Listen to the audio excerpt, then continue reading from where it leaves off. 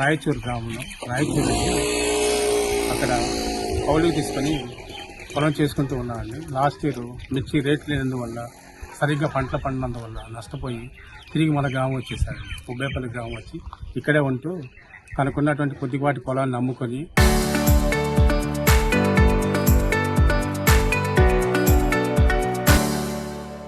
ఆ బాకీలన్నీ తీర్చుకున్నారండి. ఇంకా మిగిలిన బాకీలు కూడా ఉంటే అరటికాయలు అమ్ముకుంటూ జీవనం సాగిస్తారండి.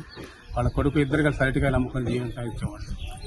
అయితే ఇంకా అప్పుల బాధ ఇంకా తాళలేక ఉన్న బాకీలందరికీ చెల్లించలేక బాధపడి మనస్తాపంతో తాను ఉన్న పొలం పోయి ఇంకా ఉన్నటువంటి ఇంకా బాకీలు వాళ్ళు ఇబ్బంది పెట్టడం వల్ల తాను ఇద్దరు అబ్బా కొడుకు ఇద్దరు మాట్లాడుకొని ఇక ఏది దిక్కుతోచని స్థితిలో ఉంటానికి సరైన గృహం కూడా లేక అప్పుడు అది ఉండే గృహం కూడా బర్రెలు కట్టేసుకున్న సావుడండి దానిలో ఉంటున్నారు. ఆ పరిస్థితుల్లో వాళ్ళు ఆత్మహత్య చేసుకోవాల్సి వచ్చిందండి. ఇద్దరు మనస్తాపానికి గురైపోయి ఆత్మహత్య చేసుకున్నారు. అయితే తండ్రి మాత్రం చనిపోయాడండి. కుర్రాడు ఇంకా అదే కోమా స్థితిలో ఉన్నాడండి. గడ్డి ముందు తాగి ఉన్నారు. డాక్టర్స్ కూడా ఇంకా సరైన రిప్లై ఇవ్వలేదండి. ఒక 4 days 5 days తర్వాత చెప్తామని చెప్పేసి విన్నవిస్తారు.